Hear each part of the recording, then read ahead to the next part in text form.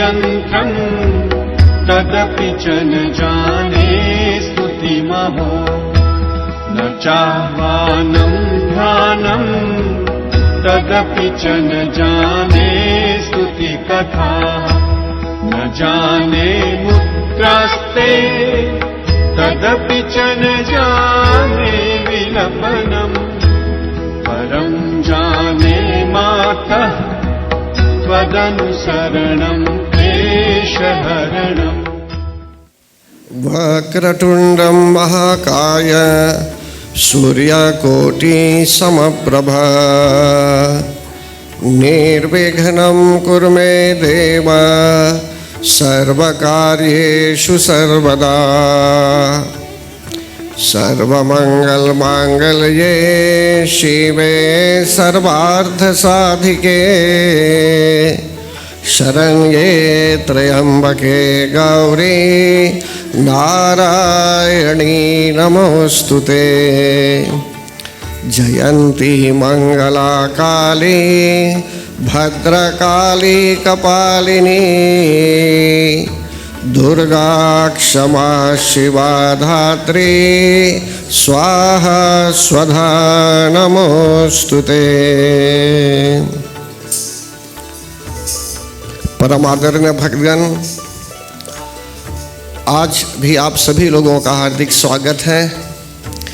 आपको मेरी ओर से और यहाँ के कार्यकर्ताओं की ओर से भी हार्दिक अभिवादन है।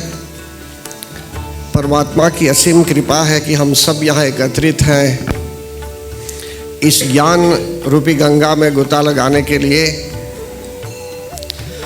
गंगा में गोता लगाने पर शरीर पवित्र तो होता ही है, लेकिन शरीर के साथ साथ मन भी पवित्र हो जाता है। जीवन में पवित्रता की आवश्यकता है, प्यूरिटी की आवश्यकता है। स्नान करने के बाद, हाथों को धोने के बाद, पैरों को धोने के बाद मनुष्य अपने आप को साफ करता है, शरीर को साफ करता है। लेकिन प्यूरिटी बोलते हैं, पवित्रता हम बोलते हैं जब हमारे अंतःकरण में भी, भीतर अंतःकरण में भी किसी प्रकार की मलिनता नहीं है, किसी प्रकार की गंदगी नहीं है। हमारे विचारों में, हमारी विचारधाराओं में भी और शरीर के अंदर, शरीर के बाहर और भीतर दोनों जगह हम चाहेंगे कि हम साफ रखें अपने आप को। लेकिन विशेष रूप से जिस मन को हमने नहीं देखा है, लेकिन मन आपको भगाता है। मन कभी ड्राइवर की तरह हो जाता है। एक मोटर में बैठ जाएंगे और आपको यदि वहाँ उस जगह जहाँ पर हैं आप, वहाँ के रास्तों का ज्ञान नहीं है आपको, तो हो सकता है कि ड्राइवर प्रसन्नतापूर्वक आपको घुमाना चाहेगा उसकी मर्जी के अनुसार, उसके मन के अनुसार। तो वो जो ड्राइवर होता है, जो चालक होता है, वहाँ समझ लीजिए तुलनात्मक भाव में, कंपैरेटिवली जैसे भी मैं बता रहा हूँ, समझ लीजिए मन जो है कभी ड्राइवर बन जाता है। इसीलिए कहा गया है कि मन यदि पवित्र है, मन यदि साफ है, तो मन आपको सही जगह ले जाएगा। और फिर बोलते हैं कि जो प्रेम मुदित मन से कहे राम राम राम, प्रेम पूर्वक भगवान का नाम लेता है, प्रेम पूर्वक जगत जननी जगदम्बा माता का नाम लेता है भक्तगण। जो व्यक्ति पवित्रता के साथ प्रेम पूर्वक कथा का आनंद लेता है, कथा श्रवण करता है, ज्ञान प्राप्त करता है। जब मैं बालक था तो मेरे गुरुजी जब थे उस समय, जैसे फल को माता पिता क्या करते हैं, बच्चों की पुष्टि के लिए उसको निचोड़ कर कभी रस देते हैं पीने के लिए, कभी काट कर देते हैं। इसी प्रकार जब मैं बालक था तो मेरे गुरुजन जो लोग थे, जो गुरु लोग थे मेरे, ऐसा ही बालक समझकर मुझे, कारण कि मैं अहंकारी नहीं था, बालक की तरह था और बालक समझकर मुझे निचोड़ निचोड़ कर देते थे। जो ज्ञान था वो निचोड़ निचोड़ कर। कहने का भाव यहाँ है कि गुरु जो होते हैं वे भी ज्ञान प्रदान करते हैं और कथा वार्ता भी आवश्यक है हमारे लिए। जब तक कथा नहीं सुनेंगे तो मन रूपी दर्पण पर जो मलिनता चली आती है उसको हटा नहीं पाएंगे। और मन जब खराब रहता है, मन में यदि मैलापन आ जाता है तो समझ लीजिए हर तरह से जो है सो कि कुसंगति में भी मानव पड़ सकता है। तो इसलिए कहा गया है यदि हम कथा में आते हैं और मंजन करने लगते हैं, जो कथा श्रवण करता है, श्रवण करने के बाद उसको इतना आनंद लगता है कथा से कि उसमें गोता लगाना आरंभ करता है, उसमें डूबने लगता है। बढ़ता नहीं है, डुबकी लगाता है, डूब कर निकलता है। वो डुबकी लगाना चाहता है बार बार और वेट करता है, प्रतीक्षा करता है कि कब नया ज्ञान मिलेगा, कब फिर से डुबकी लगाएंगे। जैसे जो बालक होते हैं बाल्यावस्था में, यदि माता पिता ने उसको एनकरेज कर दिया, प्रोत्साहित कर दिया स्विमिंग पूल जाने के लिए या समुद्र तट में गोता लगाने के लिए, तब बच्चा स्वयं आपको बोलेगा कि आज मुझे यहाँ का सीसाइड नहीं जाना चाहिए, मुझे वहाँ का सीसाइड जाना चाहिए या उस जगह का सीसाइड जाना चाहिए। कारण कि उसको उस सीसाइड, उस समुद्र तट की आदत हो जाती है, उसका रसिक हो जाता है। इसी तरह भक्तगण, जो भक्त यज्ञ पसंद करता है, जो पूजा पाठ पसंद, जो भक्त लोग या जितने भक्त लोग हैं जो पसंद करते हैं, जिन्हें कथा प्रिय लगती है, उनको बार बार कथा सुनने की इच्छा होती है। और यज्ञ संपन्न करने वाले लोगों को भी यज्ञ में भाग लेने की इच्छा होती रहती है। तो परम आदरणीय भक्तगण, आज हम और गहराई में जाएंगे। विस्तार पूर्वक बताया गया आप लोगों को जो सिलेबस है हमारे आगे, इसमें बताया गया सबसे पहले श्री दुर्गा सप्तश्लोकी। उस पर फिर मैं विचार नहीं दूंगा, अभी आपको बस संकेत कर रहा हूँ कि पहले बताया गया भक्तों के लिए ये 7 श्लोक जो होते हैं बहुत आवश्यक है। इन 7 श्लोकों का ज्ञान होना चाहिए। ज्ञानी नामपि से लेकर सर्व बाधा प्रशमनम तक जितने भी श्लोक हैं इनका ज्ञान हमें होना चाहिए। तब हम इन श्लोकों के माध्यम से अपना संपर्क स्थापित कर पाएंगे जगत जननी जगदम्बा माता के साथ। अगर आपको फॉरेन भी जाना है, विदेश भी जाना है, तो एयरपोर्ट में खड़े रहेंगे, जाकर ऐसे हवाई अड्डे पर खड़े रहेंगे तो आप नहीं जाएंगे उधर, आपको प्लेन में बैठना पड़ता है। इसी प्रकार भक्तगण, कथा वार्ता जो अभी आप सुन रहे हैं, अभी जहाँ बैठे हुए हैं, ये आपके लिए एक प्लेन है ये। और यहाँ जब मंत्र सीखेंगे, श्लोक सीखेंगे और उच्चारण करेंगे तो समझ लीजिए आपने प्रगति की, आपने प्रयास किया और आपको एक सीट मिल गया उस प्लेन में, और कुछ ही समय में वह प्लेन और आगे जाने वाला है। नहीं तो बस एयरपोर्ट को देखकर, प्लेन को देखकर, प्लेन को निहार कर वहाँ से आप वापस चले आएंगे, उसमें नहीं जा पाएंगे। इसी तरह सज्जन लोग जो होते हैं सत्संगी हो जाते हैं और गोता लगाना आरंभ करते हैं।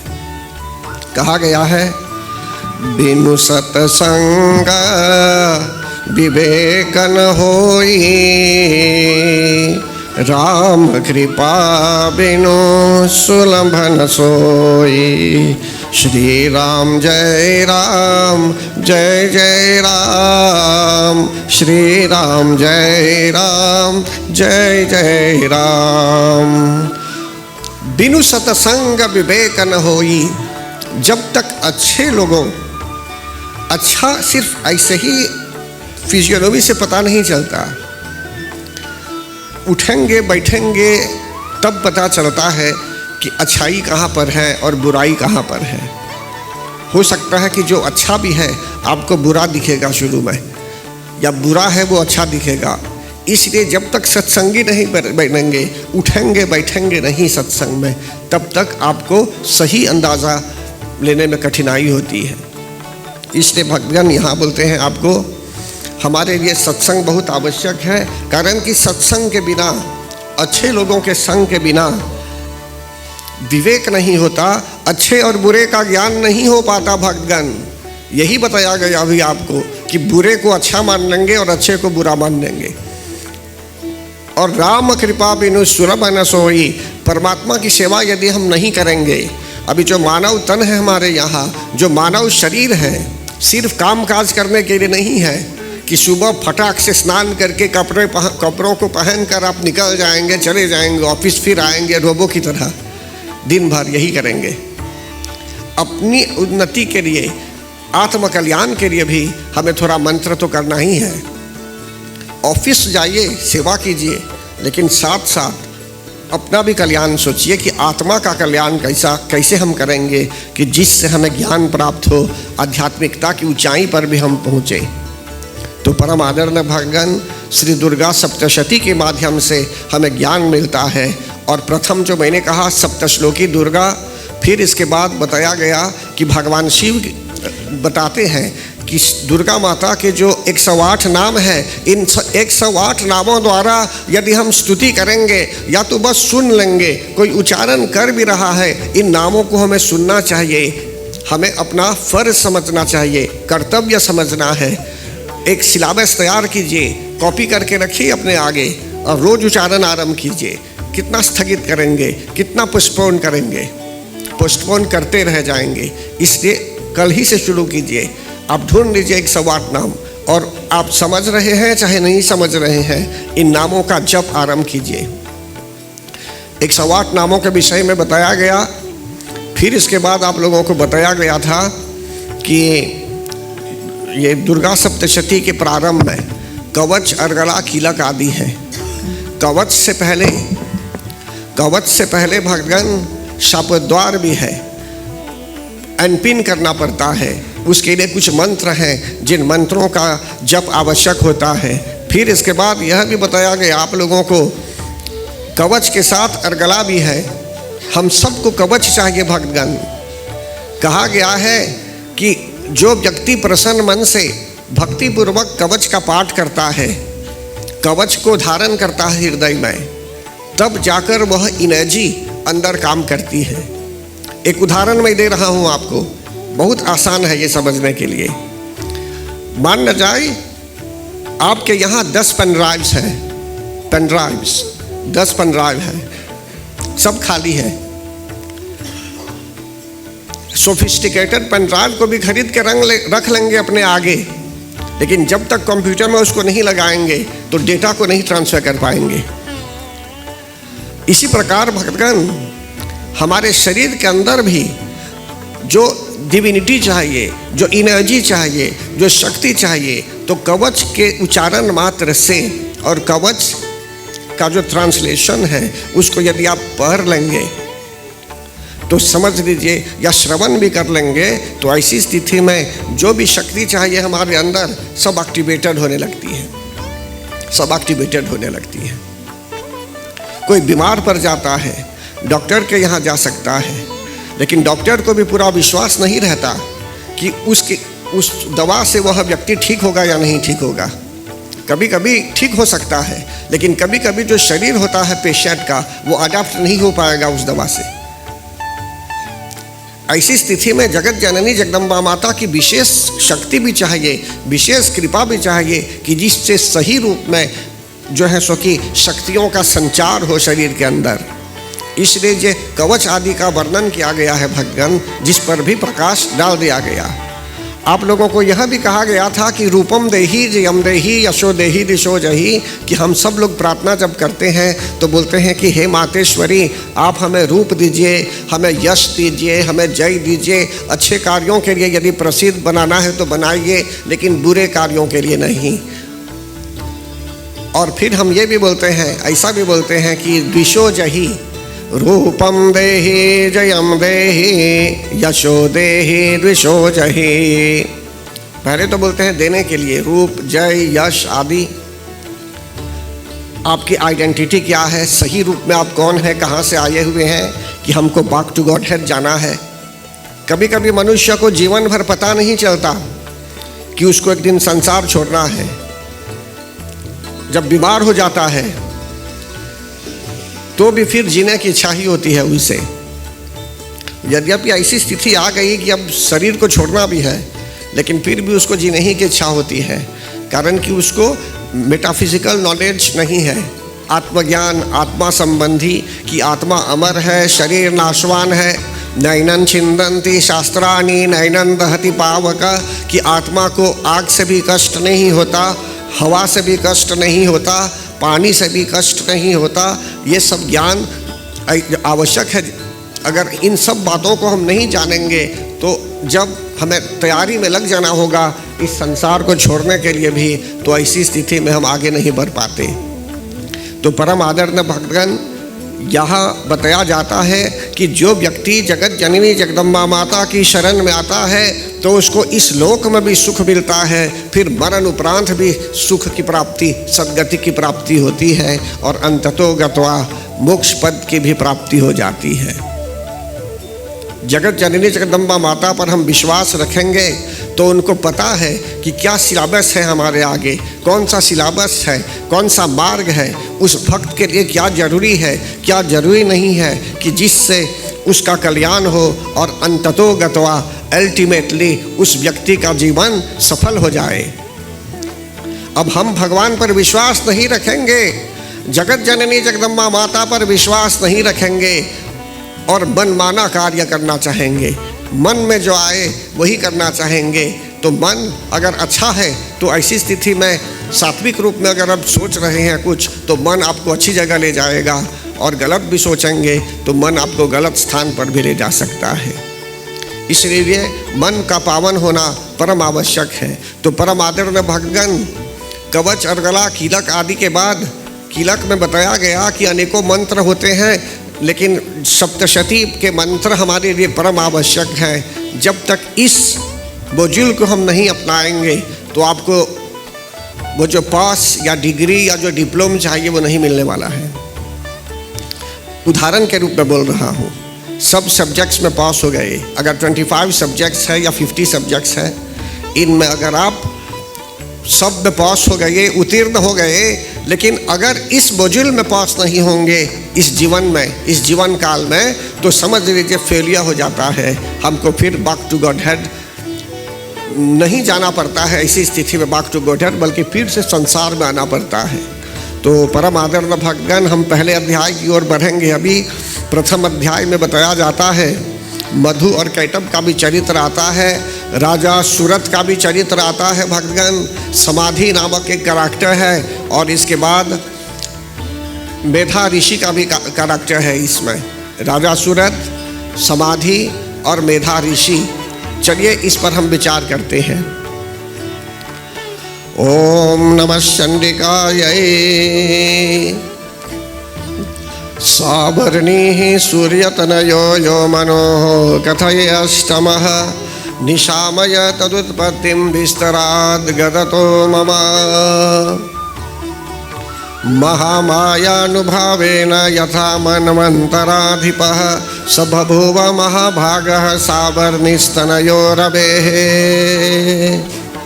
स्वारोचिषे अंतरे पूर्वं चैत्रवंश समुद्भवः सुरथो नाम राजा समस्त क्षितिमण्डले बभूवुः शत्रवो भूपाः कोल्वा विध्वंसिनस्तदा। हरि ओम्। तस्य भटैरभवत् युद्धमति प्रबलदण्डिनः न्यूनैरपि शतर्युद्धे कोल्वा विध्वंसिभिर्जितः।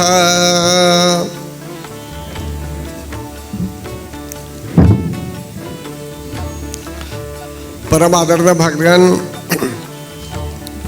यहाँ बता रहे हैं आपको कि एक राजा का नाम था सूरत।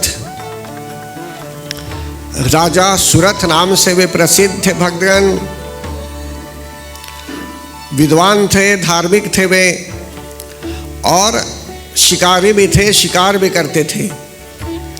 एक बार राजा सूरत जी चले जाते हैं घने जंगल में। पहले तो एक उपवन में गए, फिर उपवन से होकर उनको घने जंगल में जाना था। उनका उद्देश्य था शिकार करना।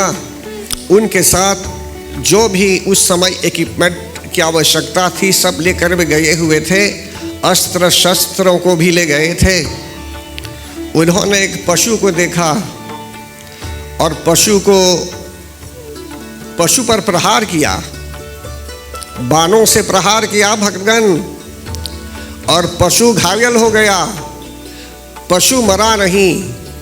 हमें कहा जाता है कि हमें नॉन वायलेंस को अपनाना चाहिए, हिंसा नहीं करनी है, मतलब कि वायलेंस नहीं करना है, नॉन वायलेंस अपनाना है हमें। लेकिन राजा सूरत यद्यपि राजा था, लेकिन नॉन वायलेंस का गुण उसमें थोड़ा कम था।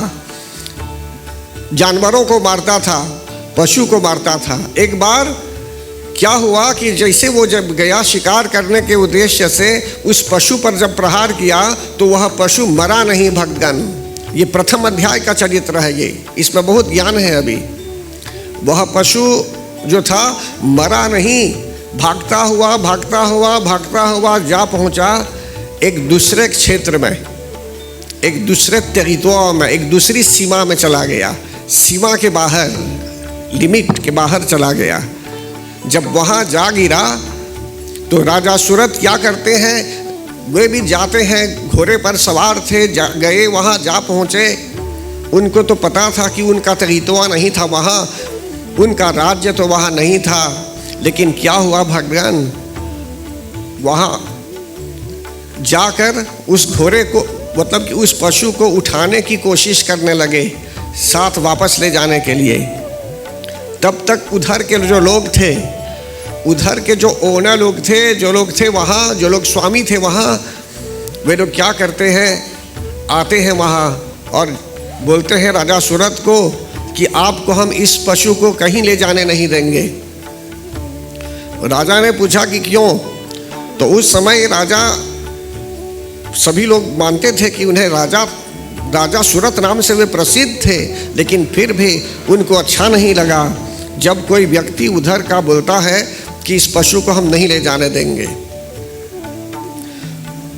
राजा ने कहा कि मैंने उसे मारा और वह पशु इधर आ गिरा, तो कैसे आप नहीं ले जाने देंगे मुझे? तो उस समय भक्तगण उधर के जो लोग थे वे लोग जिद्दी करने लगे कि हमारा टेरिटोरी है यहाँ, हमारी सीमा है, हमारा राज्य है यहाँ, गिरा है तो यहाँ गिरा है, अब ये हमारा हो गया। इसी तरह भक्तगण एक जगह ऐसी घटना घटी थी, समझने के लिए मैं बोल रहा हूँ, ज्ञान प्राप्त करने के लिए। बहुत लोग कुछ पेड़ पौधे रोपते हैं उनके आंगन में। तो एक जगह क्या हुआ, केले का एक वृक्ष था, एक जगह एक केले का वृक्ष था और लटका हुआ था उधर पड़ोसी के यहाँ, और उसमें केले भी थे लदे हुए। अब उधर का कोई व्यक्ति आकर उधर ही से क्या करता है, केले को काट देता है। इधर जो मालिक थे इनको अच्छा नहीं लगा। इन्होंने कहा उन लोगों को कि ये जो केला है, केले का वृक्ष है इधर है, और आपने क्यों फल को उधर काट दिया? तो उस व्यक्ति ने कहा कि उधर था वो, इसलिए जो है सो कि उसको काटना पड़ा और उनका हो गया। अब केले का पेड़ नहीं है भक्तगण, तो केला भी कहाँ होगा, केला भी तो नहीं होगा। तब तक यह व्यक्ति क्या करता है, उस केले के वृक्ष को काट कर उधर फेंक देता है। बोलता है आपने फल ग्रहण किया तो इसको भी ग्रहण कीजिए, कारण कि फल इसी से मिला है। तो क्या हुआ भक्तगण, इससे डिस्कशन हो गया उन लोगों में। इसी तरह राजा सूरत जी और वहाँ के लोगों के बीच जब डिस्कशंस होने लगे, एक प्रकार से बहस करने लगे वे लोग, और राजा ने फिर जिद ही नहीं की, कारण कि एक विधान होता है, एक डिप्लोमेसी भी है कि यदि कोई आर्ग्यू कर रहा है बहुत आपसे और आप अकेले हैं वहाँ, तो ऐसी स्थिति में अगर आप उनसे युद्ध नहीं कर पाएंगे और अकेले हैं आप, तो चुपचाप आपको वहाँ से निकल जाना चाहिए, आपको डिस्कशन नहीं करना चाहिए, कारण कि आप राइट हैं, आप सही मार्ग पर हैं। अगर उनसे डिस्कशन करेंगे तो कभी मानेंगे नहीं वे लोग आपको। और राजा क्या करते हैं भक्तगण, चुपचाप वहाँ से निकल पड़े, अपने राज्य में चले आए। राजा सूरत जब अपने राज्य में चले आते हैं भक्तगण, तो वे लोग उनको छोड़ते नहीं हैं, तब भी उनको फॉलो करते हैं। बाद में आते हैं वहाँ जहाँ राजा सूरत जी का राज्य था। वहाँ की प्रजा के लोगों से मिलकर एक प्रकार से षड्यंत्र रचा। सभी लोग अब राजा का तिरस्कार करने लगे, अपमान करने लगे और सभी लोग शत्रुओं के पक्ष में आ गए। जब शत्रुओं के पक्ष में आ गए तो राजा ने विचार किया कि अब उनका वहाँ रहना अच्छा नहीं था, तो उस समय उनके राज्यों को छोड़कर उनको निकलना पड़ा और वे चले जाते हैं वन में भक्तगण। पूर्व काल में ब्रह्मचर्य आश्रम के बाद गृहस्थ आश्रम होता था और गृहस्थ आश्रम के बाद लोग वनप्रस्थी होते थे, वन में भी रहते थे।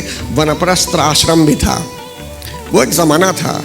और उस आश्रम में सिर्फ लकड़ियाँ नहीं थी, सिर्फ पशु नहीं थे, बल्कि संत महात्मा लोग भी रहते थे। हैबिटेज भी था उस समय और श्रद्धा भक्ति प्रेम पूर्वक लोग यज्ञ पूजन आदि करते थे उस समय वनप्रस्थ आश्रम में। तो राजा सूरत क्या करते हैं भक्तगण, जैसे यहाँ बताया गया है, वहाँ से निकल जाते हैं, राज्य को छोड़ देते हैं और वे चले जाते हैं उस वन में। लेकिन जब वन में चले जाते हैं, क्यों उनको निकलना पड़ा वहाँ से? अगर वहाँ वे रह जाते तो दुश्मन तो उन पर प्रहार करते ही, लेकिन उनके अपने लोग भी उनके प्रतिकूल हो गए थे। उनके अपने लोग, राजा सूरत के अपने लोग भी उनके अगेंस्ट हो गए थे। इसलिए यद्यपि वे सही मार्ग पर थे, तथापि उनको निकलना पड़ा, नहीं तो उनकी मृत्यु हो जाती वहीं। तो परम आदरणीय भक्तगण, राजा सूरत वहाँ जब वन में चले गए, मेधा ऋषि के आश्रम में नहीं पहुँचे थे, लेकिन उनको चिंता होने लगी उनके घर के विषय में, उनके महल के विषय में। कारण कि सिर्फ वहाँ लोग नहीं थे, सिर्फ मनुष्य लोग नहीं थे, बल्कि बहुत पशु भी थे वहाँ पर। घोड़े थे, हाथियाँ, फिर अनेकों प्रकार के पशु भी। राजा सबको मानते थे, सबका पालन करते थे। इसलिए उनको चिंता होने लगी कि वे लोग क्या कर रहे हैं, क्या नहीं कर रहे हैं। तब भक्तगण ऐसी दशा हुई कि राजा सूरत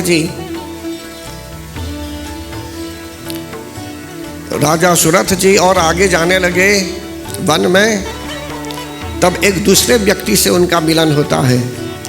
उस व्यक्ति का नाम था समाधि क्या करते थे भक्तगण? उनका अपना घर था, उनके अपने लोग थे, लेकिन किसी कारणवश उनको घर से बेघर कर दिया गया। देखिए, उस समय में भी यह स्थिति थी। अब किस कारणवश उनको निकालना पड़ा? हो सकता था कि राजा जी सजन थे और अन्य लोगों ने उनको घर से बाहर कर दिया, या ऐसा भी हुआ होगा कि जो है सो कि कोई अन्य कारणवश उनको वहाँ से निकलना पड़ा। लेकिन समाधि जी के लिए बताया गया है धर्म ग्रंथों में, श्री दुर्गा सप्तशती में स्पष्ट रूप से बताया गया है कि उनके ही लोग उनको घर से निकाल देते हैं। तो समाधि जी भक्तगण जब जाते हैं वन में, वनप्रस्थी बनने के लिए जब जाते हैं वे, तो उस समय उनका मिलन होता है राजा सूरत जी से। अब दो लोग मिलते हैं, एक तो राजा सूरत जी उनके राज्य को छोड़कर वे चले गए वन में, और इधर समाधि जी को जब घर से बेघर कर दिया गया। आज भी ऐसी परिस्थिति होती है कहीं कहीं। इसलिए जो है सो कि एक श्लोक में यहाँ बताया गया है कि अपने ही लोगों ने उनको घर से बाहर कर दिया। कोई नई बात नहीं है ये। फिर यहाँ अब बोलते हैं, मेधा ऋषि के आश्रम में जाने से पहले ये दोनों चिंतित हो गए और आपस में बातें करने लगे, दुख सुख का कथन करने लगे आपस में कि किसको किस प्रकार से कष्ट हुआ। लेकिन फिर भी समाधि जी भी चिंतित थे उनके परिवार के विषय में कि उनका पुत्र कैसा है, उनकी पत्नी क्या कर रही होगी। अभी जिन लोगों ने उन्हें निकाल दिया घर से बाहर, उन्हीं की चिंता थी। उन्हें मोह माया में फंसे हुए थे। राजा सूरत भी मोह माया में फंसे हुए थे भक्तगण।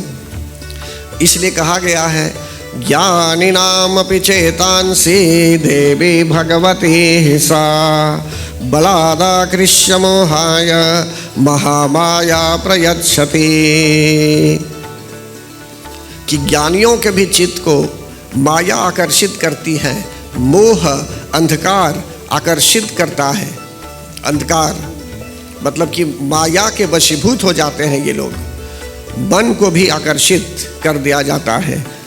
तो इसलिए यहाँ बताया गया है कि जब ये लोग चिंतित होने लगे भक्तगण, इस श्लोक में मैंने कहा ना, ज्ञानी नाम अपि चेतांसि देवी भगवती ही सा बलादाकृष्य, बलपूर्वक आकर्षित कर सकती है इंटेलिजेंट लोगों को भी, मोह में डुबा देती है, फिर मोह में से डुबा कर फिर निकालती है ताकि ज्ञान मिले हमें। और अगर डूबे हुए हैं तो उस पर से निकाल भी सकती है हमें।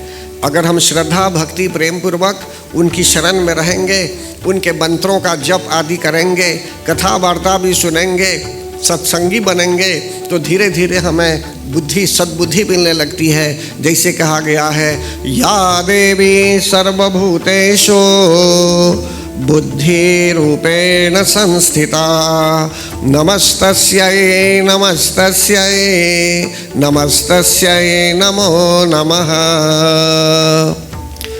जहाँ सुमति वहाँ संपत्ति नाना, जहाँ कुमति तहाँ विपत्ति निधाना।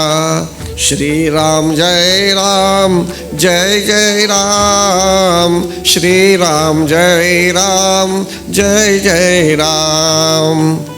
जहाँ अच्छी मति है भक्तगण, जहाँ अच्छा विचार है और जहाँ अच्छी विचारधारा है, आइडियोलॉजी ठीक है, तो समझ लीजिए संपत्ति ही संपत्ति होती है, वहाँ प्रॉस्पेरिटी ही प्रॉस्पेरिटी होती है। लेकिन जहाँ विचार अच्छा नहीं तो बाधाएं अनेकों आने लगती हैं। कुमति जहाँ आ जाती है, घर में, समाज में, देश में, ऑफिस में, सर्वत्र दुनिया में लोग झगड़ने लगते हैं आपस में और बर्बादी होने लगती है, विपत्ति होने लगती है। आज आप देख रहे हैं कि अंतर्राष्ट्रीय स्तर पर, इंटरनेशनल लेवल पर क्या हो रहा है, अभी कैसे लोग झगड़ रहे हैं भक्तगण। तो ऐसी स्थिति में जो है सो कि कितने लोग गुजर भी गए हैं अभी। तो यहाँ बताया जा रहा है आपको कि कुमति जहाँ आ जाती है, खराब विचार जहाँ पर है, वहाँ बर्बादी ही बर्बादी होती है, नाश होने लगता है सब प्रकार से। लेकिन दुर्गा माता क्या करती हैं, अभी बताया गया, या देवी सर्वभूतेषु बुद्धि रूपेण संस्थिता। वे बुद्धि रूपी स्वरूपिणी है, वे भगवान हमको सद्बुद्धि भी दे सकती है, सद्बुद्धि भी दे सकती है। तो हम सत्संग में रहेंगे तो अच्छा विचार भी होगा। एक वाशों को कैसे बनाना है, एक प्रॉब्लम को कैसे सोल्व करेंगे, मीठी वाणी से यदि कुछ आप बात करके निकल जाएंगे तो ठीक है, और यदि झगड़ा आप उपद्रव करने लगेंगे तो उसका क्या परिणाम भी हो सकता है। अनेकों प्रकार की परिस्थितियां आती हैं जीवन में भगवान। लेकिन मेधा ऋषि के आश्रम में जाने से पहले राजा सुरथ जी और समाधि जी चिंतित होने लगे, कारण कि इस प्रकार का कष्ट होने लगा उनको कि समझ लीजिए वे नहीं जानते थे कैसे निकलेंगे उस सिचुएशन से, उस माया जाल से वे कैसे निकलेंगे, उनको स्वयं पता नहीं था। तब तक आगे बढ़ते बढ़ते वे चले जाते हैं एक हेर्मिटेज में, एक समाधि नाम मेधा ऋषि का एक वहाँ रहते थे, मेधा ऋषि। तो मेधा ऋषि के आश्रम में जब वे जाते हैं भगवान, उस समय प्रणाम करते हैं मेधा ऋषि को, मेधा ऋषि का आशीर्वाद भी लेते हैं। लेकिन वे क्या वहाँ ऑब्जर्व करते हैं, वे देखते हैं कि उस आश्रम में एक छोटी सी कुटिया। देखिए मेधा ऋषि आश्रम में रहते थे, शांति थी उनके यहाँ। कभी कभी मनुष्य अगर सोचेगा,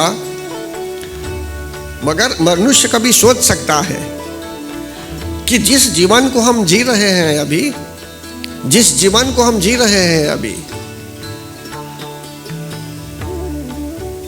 बहुत आसान है, अच्छी तरह से हम जी सकते हैं, लेकिन कभी कॉम्प्लिकेटेड कर देते हैं जीवन को। अब मेधा ऋषि एक कुटिया में रहते थे, राइट, और वहाँ पशु भी थे, अनेक पशु भी थे। अब देखते हैं शिव परिवार में क्या होता है। शिव परिवार में अगर शेरावाली, शेर भी है वहाँ, दुर्गा माता का वाहन शेर है, तो उधर देखते हैं कि बैल भी है, नंदी जी, शिव का वाहन, शिव जी का वाहन। लेकिन उन दोनों में शत्रुता नहीं होती है, नेचुरल एनमिटी होती है, बैल और सिंह में भी। लेकिन शिव परिवार में क्या होता है, इन दोनों में मित्रता हो जाती है। और यही नहीं, शिव जी के गले में सर्प है, बोलते हैं ना, गले रुंडमालम तनौ सर्पजालम महाकाल कालम गणेशाधिपालम जटाजोट भंगोतरम जैर्विशालम शिवम शंकरम शंभुमिशानमिड्ये। शिव जी के गले में सर्पों की माला होती है भक्तगण, लेकिन उधर मोर भी है, कार्तिकेय जी का वाहन। लेकिन उनमें सिर्फ शिव परिवार में उनमें क्या शत्रुता नहीं होती, राइट। फिर इसके बाद क्या होता है, एक और चूहा भी है, गणेश जी का वाहन, और गणेश जी शिव पुत्र हैं, चूहा भी है, और उधर क्या है, सर्प भी है, मोर भी है।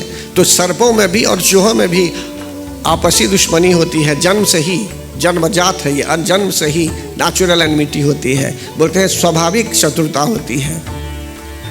तो परम आदरणीय भक्तगण, शिव जी हमें सिखाते हैं कि in spite of the fact कि अनेकों प्रकार की डाइवर्सिटी है, लेकिन कैसे हमको एक तरह से, एक प्रकार से मेधा ऋषि क्या करते हैं, वहाँ भी देखते हैं कि अनेकों प्रकार के जंतु हैं, सबका पालन में करते थे, सभी जंतु लोग ओबीडियंट थे वहाँ, और उनमें भी शत्रुता नहीं थी। तो यह ऐसा अनुभव करते हैं ये दोनों वहाँ मेधा ऋषि के आश्रम में समाधि जी और राजा सुरथ जी ऑब्जर्व करते हैं, ऐसा देखते हैं वे वहाँ। तब मेधा ऋषि से पूछते हैं प्रश्न कि किस तरह से ये लोग आपके आश्रम में हैं अभी, क्यों ऐसा है, और हम लोग अभी कष्ट में हैं, चिंतित हैं हम, तो हम क्या कर सकते हैं। राजा उवाच, राजा कहते हैं भक्तगण, भगवं स्वामहं प्रष्टुम इच्छामि एकं वदस्वत, भगवस्त्वामहं प्रष्टुम इच्छामि एकं वदस्वत, दुःखाय यन्मे मनसः स्वचिताय ततां विना ममत्वं गतराज्यस्य राज्याङ्गेष्वखिलेष्वपि जानतो अपि यथाज्ञस्य किमेतन्न मुनिसक्तमा अयं च निकृतः पुत्रैर्दारैर्भृतैस्ततोऽञ्जितः।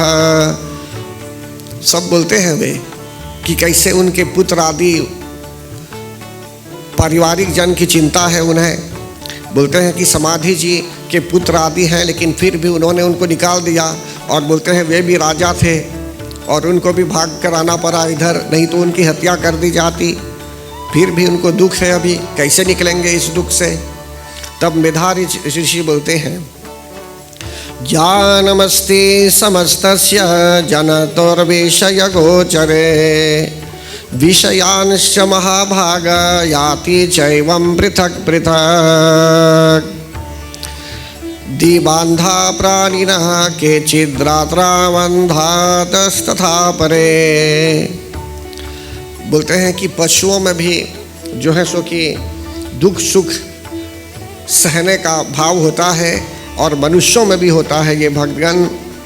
दुख आदि दारुण सब होते हैं जीवन में, लेकिन हमको यदि निकलना है इससे, तो हमें जगत जननी जगदम्बा माता ही की शरण में आना है, कारण कि ये जो है ज्ञानियों के भी चित्त को आकर्षित कर सकती है, और यदि कोई माया में भी गिरा हुआ है तो उससे भी निकाल सकती हैं। और मेधा ऋषि कहते हैं जगत जननी जगदम्बा माता के दो स्वरूप हैं, वही विद्या है और वही अविद्या भी है, वही नॉलेज भी है और वही इग्नोरेंस भी है।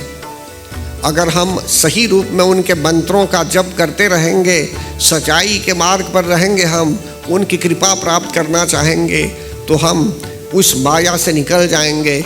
और यदि हम कुछ नहीं करेंगे तो अज्ञानता में भी फंस सकते हैं, अज्ञानता में फंस सकते हैं और दुखों का अनुभव भी कर सकते हैं।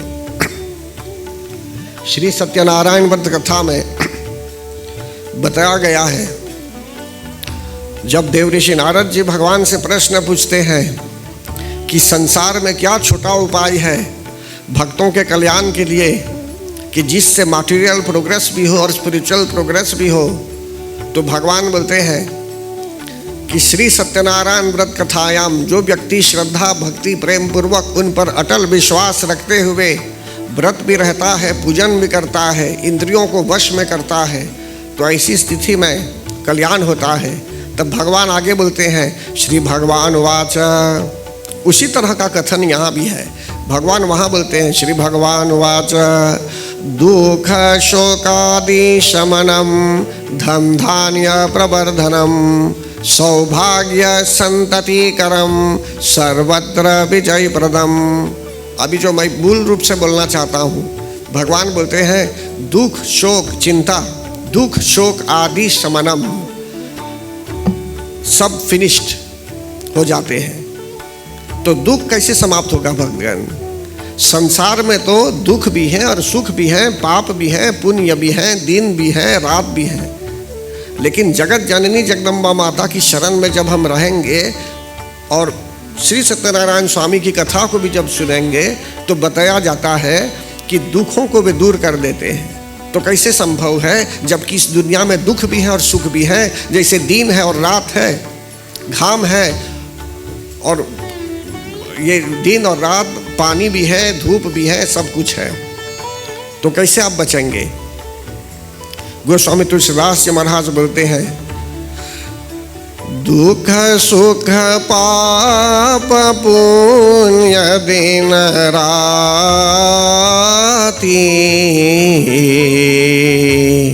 साधु असाधु सुजाति कुजाति।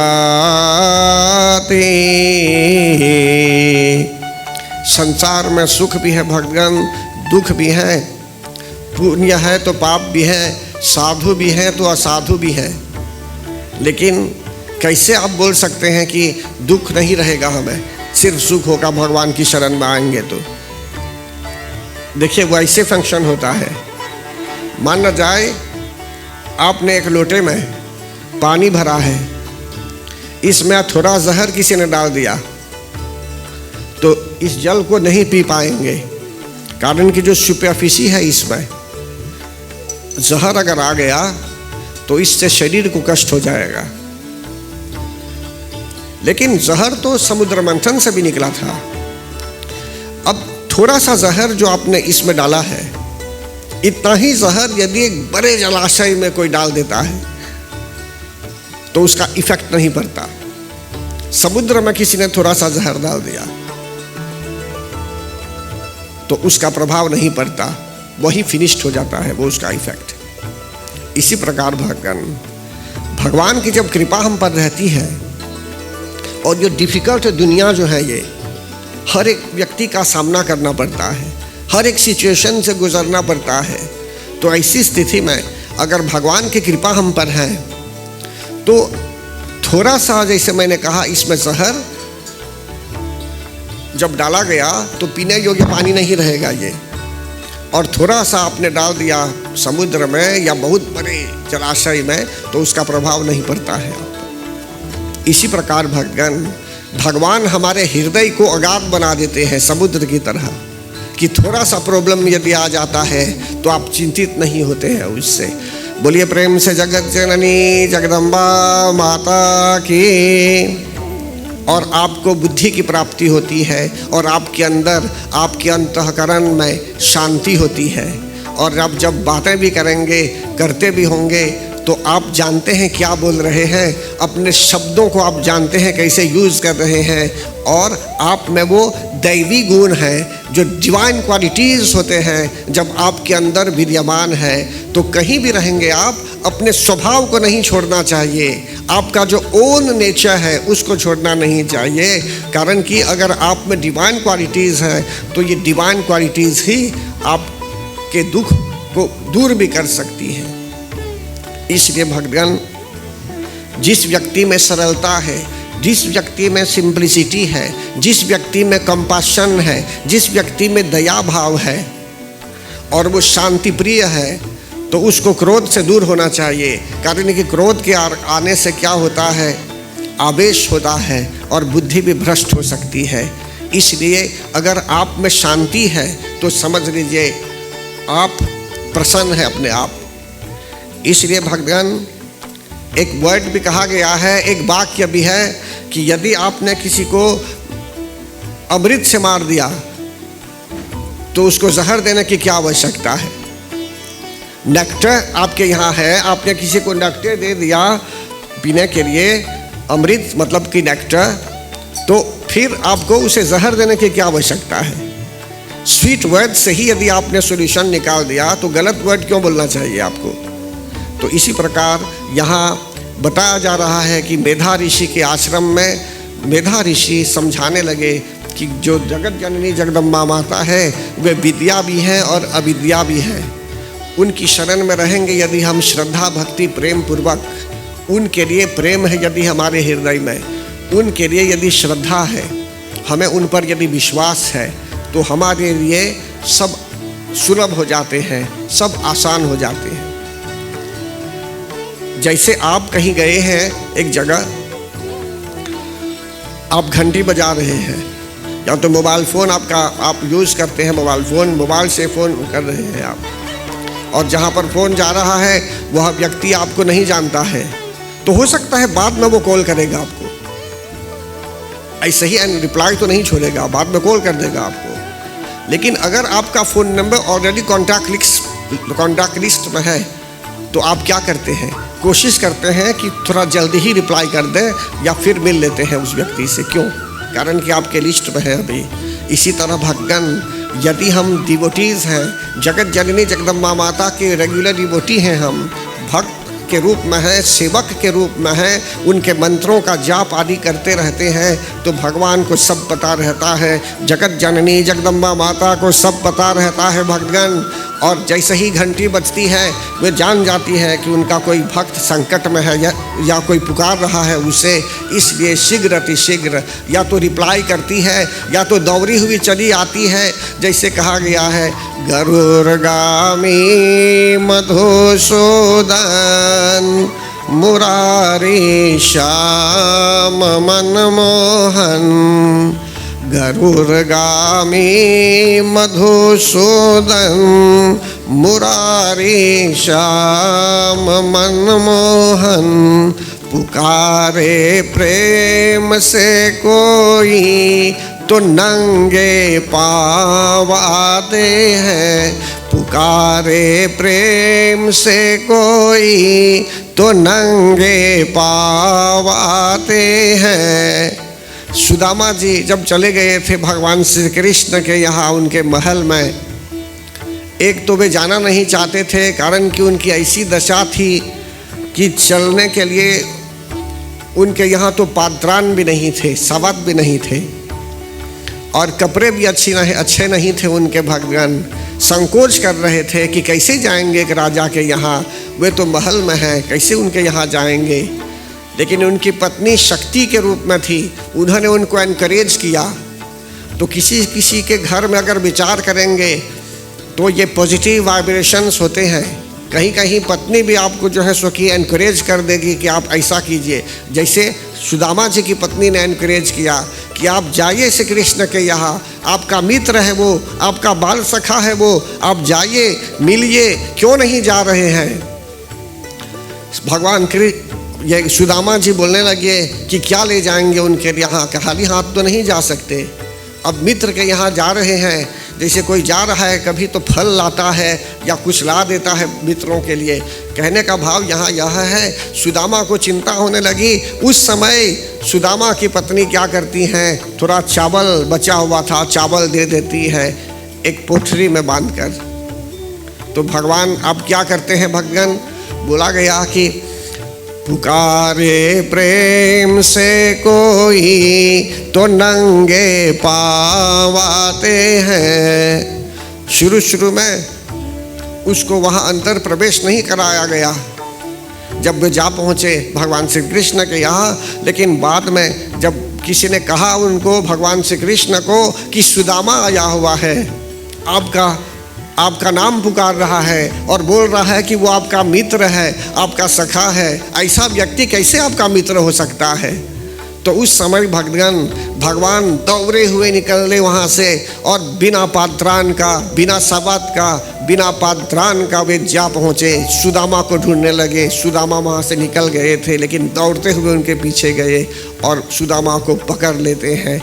तो कहने का भाव यहाँ है भक्तगण कि यदि हमारे अंदर प्रेम भाव है, श्रद्धा भाव है, तो एक ही परमात्मा है, दो चार परमात्मा नहीं है। वही परमात्मा श्री कृष्ण के रूप में आए थे, वही परमात्मा श्री राम के रूप में आए थे, और वही शक्ति जो है ऑल पावरफुल, जो पावर ही है, शक्ति जो है भगवान शक्ति के रूप में भी आते हैं। और अथर्वशीर्ष आदि में कहा गया है, अहम ब्रह्म स्वरूपिणी, मैं ही ब्रह्म स्वरूपिणी है। वेदोहम अवेदोहम, मैं वेद भी हूँ और मैं अवेद भी हूँ, मैं आनंद भी हूँ और मैं अनानंद भी हूँ। हर तरह से उन्होंने स्पष्ट कर दिया है। लेकिन इस एस्पेक्ट में भी हमको भगवान को पहचानना है। अगर आप भगवान को मानते हैं शिव के रूप में, कृष्ण के रूप में, कृष्ण आदि के रूप में, तो ऐसा नहीं कि आप शक्ति को नहीं मानेंगे, गणपति को नहीं मानेंगे। कहने का भाव यहाँ यह है, जो सिलेबस हमारे आगे है अभी, उस सिलेबस के आधार पर हमें इस स्वरूप को भी मान्यता देनी है। इस प्रकार से यहाँ बताते हैं कि जगत जननी जगदम्बा माता के महात्म्य के विषय में मेधा ऋषि सुनाने लगे कि आपको अब क्या करना चाहिए, कैसे चिंतन करना है जगत जननी जगदम्बा माता का, कैसे उनका ध्यान करना चाहिए, किस तरह का पूजन करना चाहिए। तब वे उदाहरण देने लगे। कैसा उदाहरण देते हैं भगवान? वे बोलने लगे, मेधा ऋषि बोलते हैं कि मधु और कैटभ दो राक्षस थे।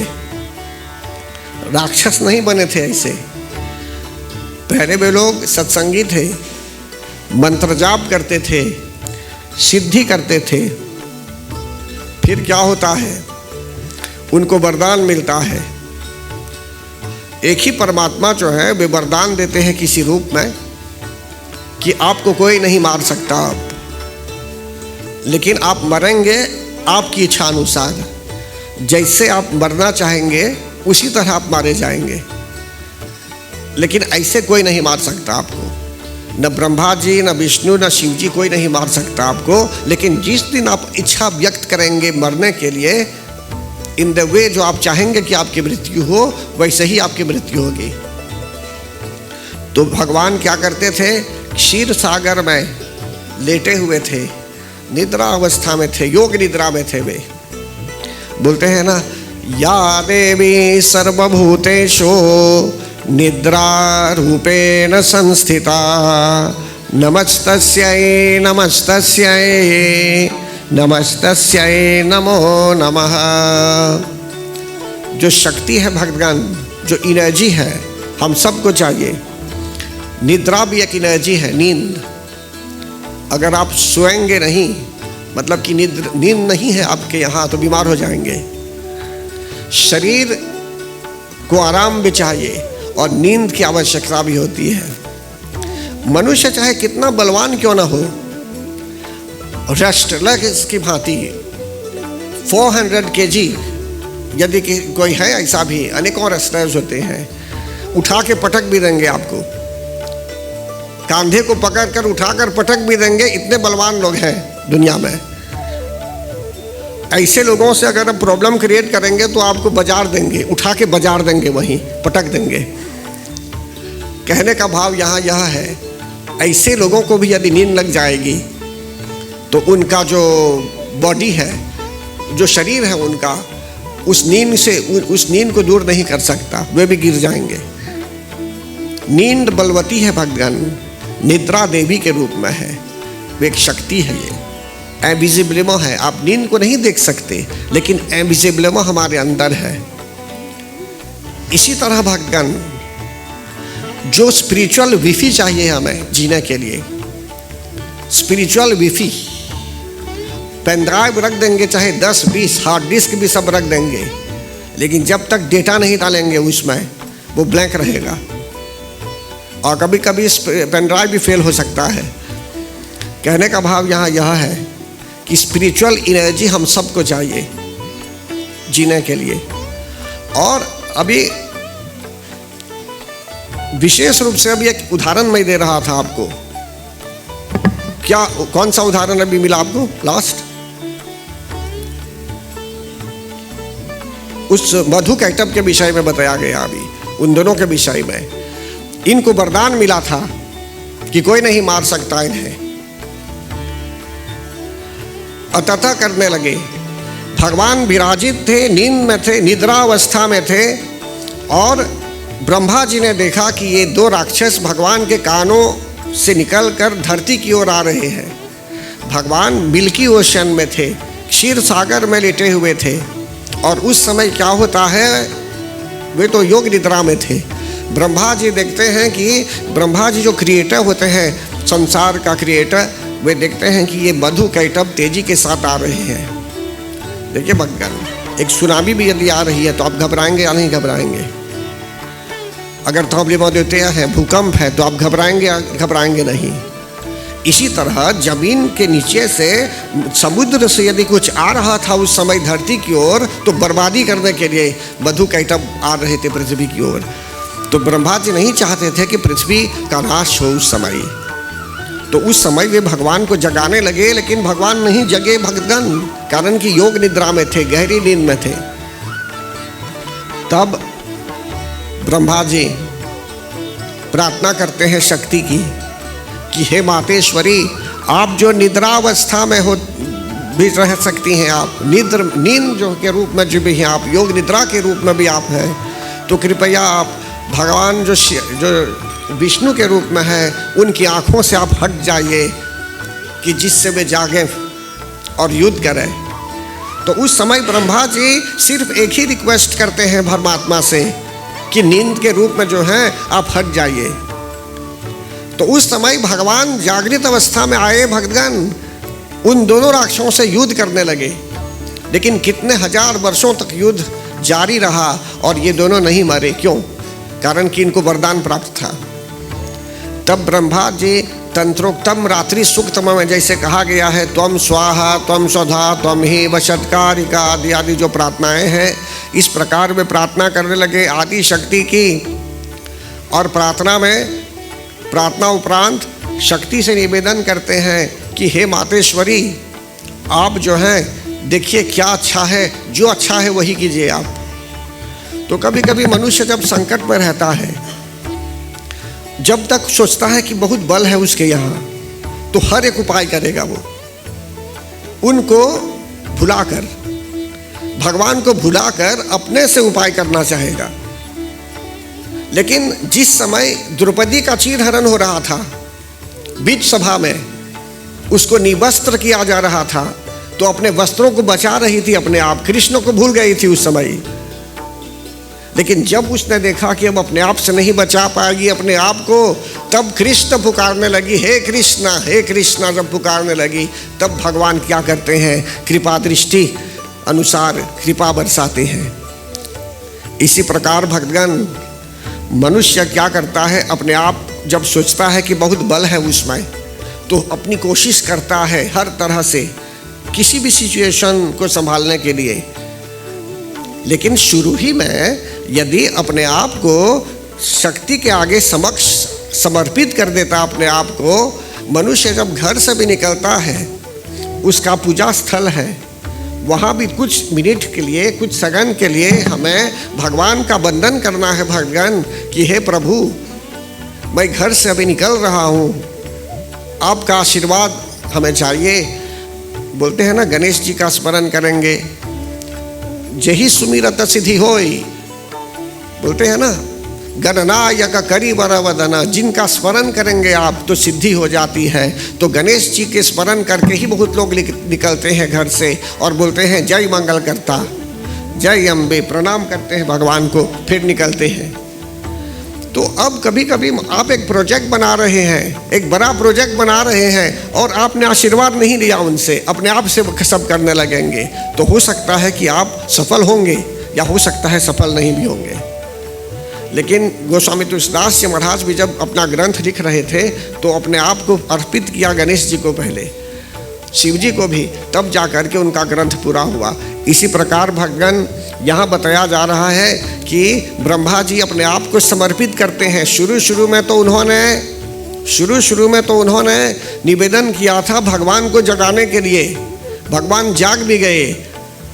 तब उनको पता चला कि उनको छोड़ देना चाहिए जगत जननी जगदम्बा माता को फ्री देखने के लिए कि कौन सा सॉल्यूशन है, वे क्या प्रैक्टिकल सॉल्यूशन है उनके लिए। तो उस समय भगवान जगत जननी जगदम्बा माता भ्रांति उत्पन्न करती है। भ्रांति मीन्स कन्फ्यूजन। बोलते हैं या देवी सर्वभूतेषु भ्रांति रूपेण संस्थिता, नमस्तस्यै नमस्तस्यै नमस्तस्यै नमो नमः। मधु और कैटभ के मन में शक्ति ने ऐसी बात जमा दी जैसे मंथरा को हुआ था। देवताओं ने विचार व्यक्त किया था कि प्रभु को वन में नहीं जाना, प्रभु को राजा नहीं बनना है, अभी वन में जाना चाहिए। तो कैकेयी को भी इन्फॉर्म किया गया, मतलब कि सरस्वती माता ने ऐसा किया था कि जिससे प्रभु राम वन में जाएं, महल में न रहें। इसी प्रकार भक्तगण यहाँ क्या होता है, ब्रह्मा जी ऐसी कृपा करते हैं कि मधु और कैटभ के मन में भ्रम पैदा करती हैं, भ्रमित करती हैं, इन्हें कन्फ्यूजन क्रिएट करती हैं। और मधु कैटभ क्या करते हैं,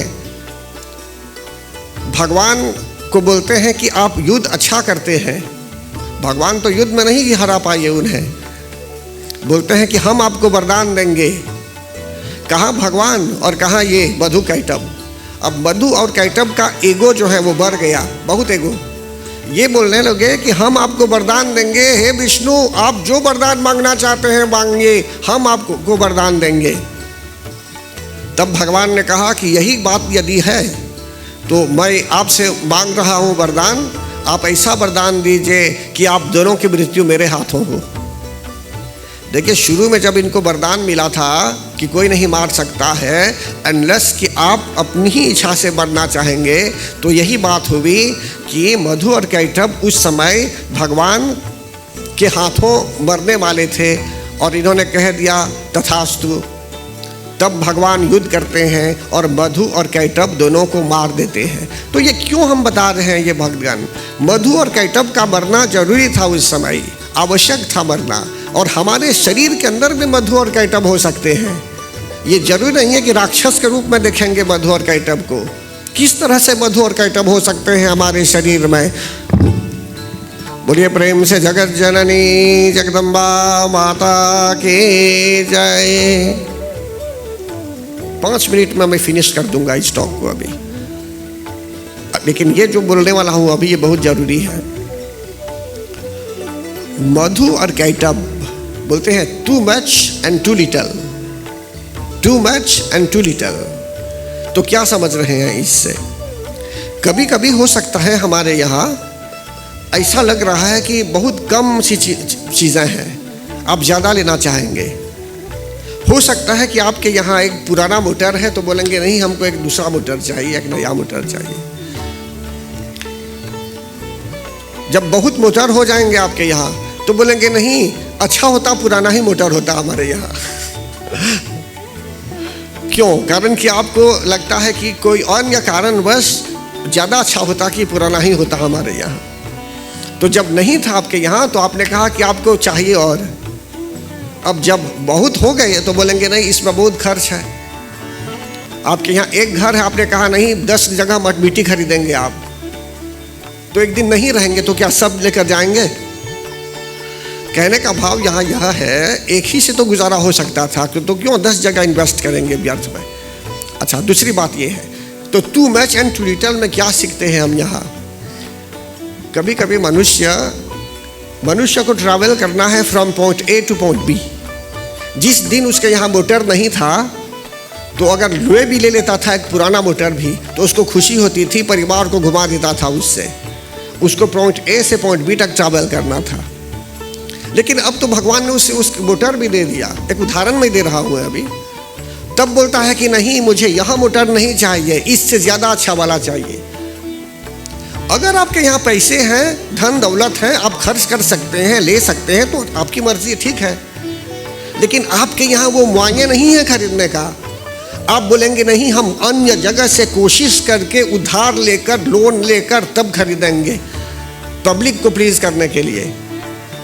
विवाह में जाएंगे तो लगेगा कि अच्छा मोटर जा रहा है, तो भगवान उस मोटर को लेकर क्या हॉल में जाएंगे? अंदर आप विवाह के हॉल में जाएंगे, मोटर तो रह जाएगा पार्किंग में कहीं रास्ते पर, फिर तो पैदल ही जाएंगे वहां बाप।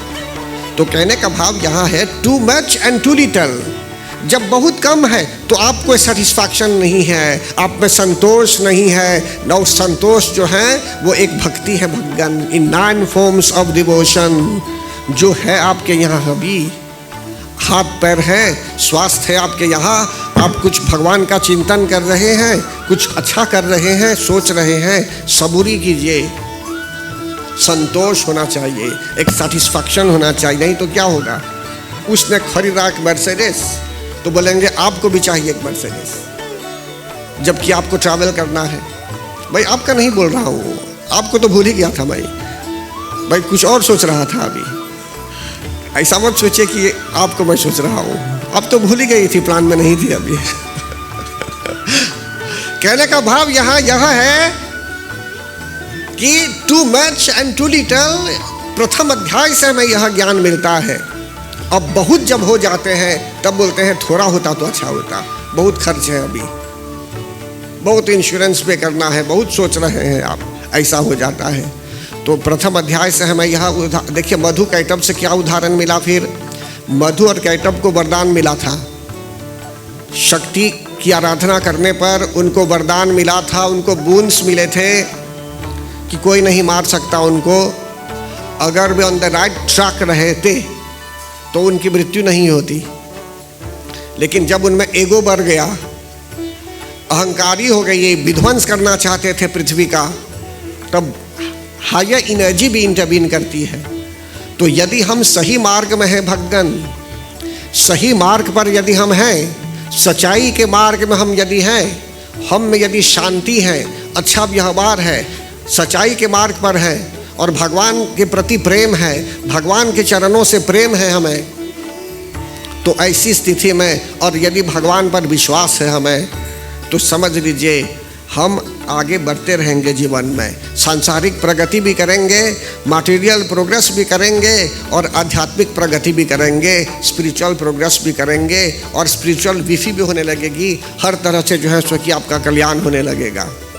लेकिन जब सेटिस्फैक्शन नहीं हुआ है, अभी क्यों सेटिस्फैक्शन नहीं हुआ है? कारण कि मन अब स्थिर नहीं हुआ है, मन चंचल हो गया है, मन भटक रहा है। जब तक मन के पीछे भागेंगे तो मन भगाता ही रहेगा, भगाता रहेगा। आप खर्च करते ही जाएंगे, करते ही जाएंगे, करते ही जाएंगे।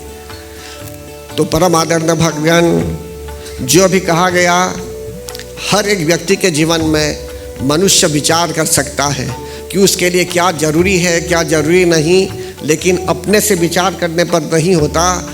कभी जो है सो कि आप विचार करके देखिए, जब संतोष चला आता है आपके मन में, सेटिस्फैक्शन पर्सनल मतलब कि संतोष आ गया आपके जीवन में, तो उसने क्या प्रगति की, इसने क्या प्रगति की, उसका कोई प्रभाव नहीं पड़ता आपके जीवन में, जीरो इफेक्ट। आप जानते हैं जैसे हैं आप सही हैं, चाहे पैदल जा रहे हैं आप सही हैं, आप प्रेम पूर्वक जी रहे हैं, आप खुश हैं, आप किसी को दुख नहीं देना चाहते हैं और अपना काम जो कर रहे हैं, आपके पैरामीटर के अंदर आप कर रहे हैं, अपने पैरामीटर के बाहर नहीं होना चाहिए। बोलिए प्रेम से जगत जननी जगदम्बा माता की जय। तो परम आदरणीय भक्तगण, कुछ ही समय में हम समापन करेंगे।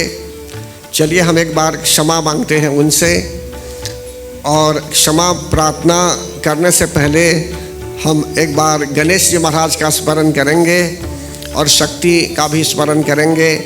फिर क्षमा मांगेंगे भजनों के माध्यम से कि यदि हमसे कहीं भूल हुई होगी संसार में, अपने जीवन में, इस जन्म में या इस जन्म से पहले भी, तो हे मातेश्वरी, जो हम आपकी शरण में आए हुए हैं, हमें ज्ञान दीजिए, हमें एनलाइटेंड कीजिए, हमें डिवाइन लाइट भी दीजिए कि जिससे हम अपने जीवन में सफल हों, अन्यों को भी हम अंधकार से निकालें और ऐसा कुछ करें इस देश में जो जरूरी है, लेकिन आपकी कृपा के बिना संभव नहीं। देखिए भक्तगण, जहाँ भगवान की कृपा होती है किसी पर, वह व्यक्ति अच्छा ही सोचेगा, अच्छा ही कर्म करेगा और सबका कल्याण भी हो सकता है। इसलिए अपने आप मत सोचिए कि कर सकते हैं कुछ, भगवान का आशीर्वाद लेकर कीजिए। सोचिए जो अच्छा है करने के लिए, लेकिन भगवान की कृपा के बिना नहीं हो सकता। अगर ऐसा विचार कर करेंगे तो सचमुच उनका आशीर्वाद रहता है और सफलता भी हो सकती है। सभी भक्तों को मैं संकेत करना चाहूँगा कि जो भी प्रोग्राम है अभी यूट्यूब में ऑलरेडी रिकॉर्डेड है। आपको टाइप बस करना है यूट्यूब सर्च में PNDIT Pandit Maheshwarnath Dubey spiritual practice institute. तो जो भी कथा है यहाँ वीडियोज़ को क्लिक कीजिए ऊपर VIDEOS, तो 1 by 1 जितने वीडियोज़ रिकॉर्डेड है सब मिलते जाएंगे आपको।